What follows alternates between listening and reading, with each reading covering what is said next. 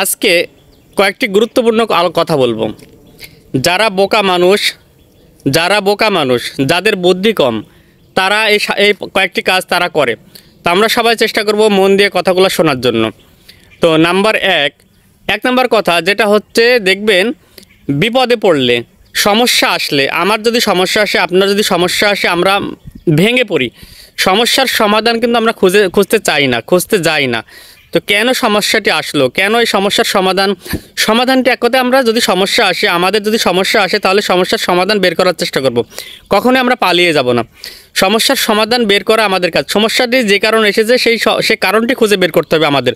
ওই কারণটি খুঁজে বের করে ওই সমস্যার সমাধান যদি আমরা বের করতে পারি, তাহলে দেখবেন আমাদের সমস্যার সমাধান হয়ে যাবে। নাম্বার দুই নম্বর কথা হচ্ছে, রাতে যারা দেরিতে ঘুমাতে যায়, অযথা মোবাইলে অনেক রাত জেগে মোবাইল চাপে, কোনো কাজ নেই, অযথা মোবাইলে গেম খেলে, এই করে সেই করে, নানান কিছু করে, অথচ এই কারণে তারা রাতে দেরিতে ঘুমাতে যায়। এটা থেকে আমরা বিরত থাকব। রাতে দেরিতে ঘুমাতে যাব না। নবীজি বলেছেন রাতে তাড়াতাড়ি তোমরা ঘুমাতে যাবে, আর সকাল ঘুম থেকে সকালে ঘুম থেকে উঠবা, তাহলে এটা স্বাস্থ্যের জন্য অনেক উপকার। আর নাম্বার তিন নাম্বার হচ্ছে, খোসা মেরে কথা বললে অনেকে রাগ করে। তো আসলে বিষয়টি দেখবেন, খোসা মেরে যে আমাকে কথা বলতেছে, সে দেখবেন সে হয়তো আপনাকে রাগানোর জন্য বলতেছে। তা আমরা এই বিষয়টি খেয়াল করব। যদি আমাকে কেউ যদি খোসা মেরে রাগানোর জন্য কথা বলে, তাহলে কিন্তু আমরা রাগ করব না।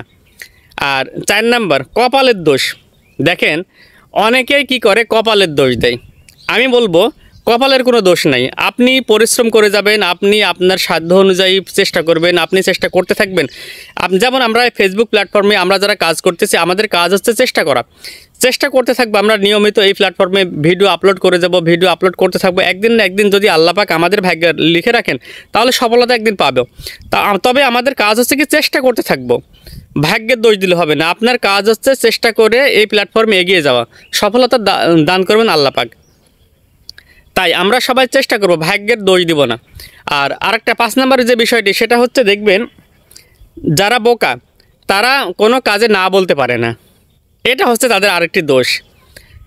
তারা দেখবেন কোনো কাজে আপনি তাকে যেই কাজই দিবেন না কেন, যে কাজই করতে বলবেন না কেন, যাই আপনি হুকুম করবেন না কেন, সেটা কিন্তু কখনো সে না বলবে না। সে কিন্তু তার সাধ্যমতো সে করে দিবে।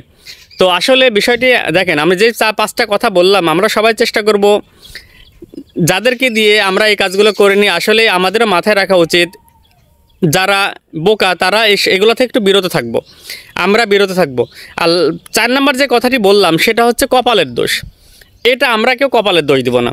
আমরা কখনোই নিজের কপালের দোষ দিব না। আমরা চেষ্টা করতে থাকবো। আর 1 নম্বর যে কথাটি বলেছি, যদি আমাদের কোনো সমস্যা আসে, সমাধানের রাস্তা খুঁজবো। ধন্যবাদ।